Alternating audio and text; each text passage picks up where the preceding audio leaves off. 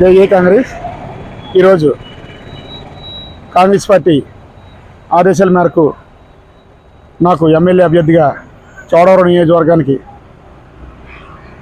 Congress party కల్పించిన అవకాశాన్ని నేను చోడవరం నియోజకవర్గంలో అత్యంత మెజార్టీతో గెలవాలన్న సంకల్పంతో ప్రజలందరినీ కలవడం జరుగుతుంది. ఈరోజు చోడవరం టౌన్లో ఒక ర్యాలీగా ప్రజలందరినీ ఆశీర్వాదం తీసుకోవాలని, కాంగ్రెస్ పార్టీకి ఓటు వేయమని చెప్పేసి కోరడం జరిగింది.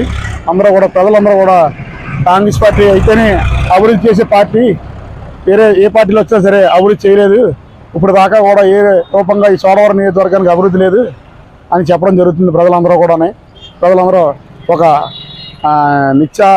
నిరసనతో ఉన్నారు. ప్రజలందరూ కాంగ్రెస్ పార్టీని ఆదరించడానికి, కాంగ్రెస్ పార్టీని ఓటేసి ముందుకు తీసుకెళ్లే అవకాశాన్ని ప్రజలందరూ కల్పిస్తారని ఒక గట్టి నమ్మకం నాకైతే కల్పిస్తుంది.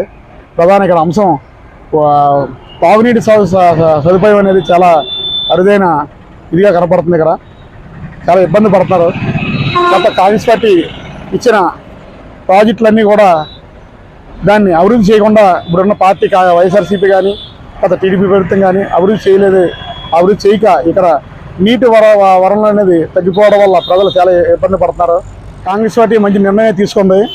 వైఎస్ రాజశేఖర రెడ్డి గారు ఆశయాలు ఏదైతే ఉన్నాయో ఆ ఆశయాల నుంచి పుట్టుకొచ్చిన మహానేత వైఎస్ సరళమ్మ గారు కాంగ్రెస్ పార్టీ చేరడం, ఆవిడ చేరిన వెంటనే కాంగ్రెస్ పార్టీ ఆశయాలు నిలబెట్టాలని ఒక సంకల్పంతో ప్రతి జిల్లా నియోజకవర్గం స్థాయిలో మేడం తిరగడం, కాంగ్రెస్ పార్టీ అత్యంత బలోపేతం చేయడం, కాంగ్రెస్ పార్టీ తరఫున మేడం వచ్చిందని ఒక తండ్రి తర్వాత ఆశయాలను తన కూతురే నిలబెడతామని చెప్పేసి ప్రజలందరూ నమ్ముతూ ఒక మంచి సంకల్పంతో కాంగ్రెస్ పార్టీ మంచి ఊపు తీసుకొచ్చిన మేడం ఏమైనా ఉందంటే సరుణ మేడం గారని గర్వంగా చెప్పుకోవచ్చు. ఈరోజు ఆ మేడం వచ్చాక కాంగ్రెస్ పార్టీ ఒక ప్రజలందరూ కూడా తన తండ్రిని గుర్తు చేసుకుంటూ తనని గెలిపించాలన్న సంకల్పంతో ప్రజలందరూ ఉన్నారని చెప్పేసి సభాముఖంగా తెలియజేస్తా ఉన్నాను.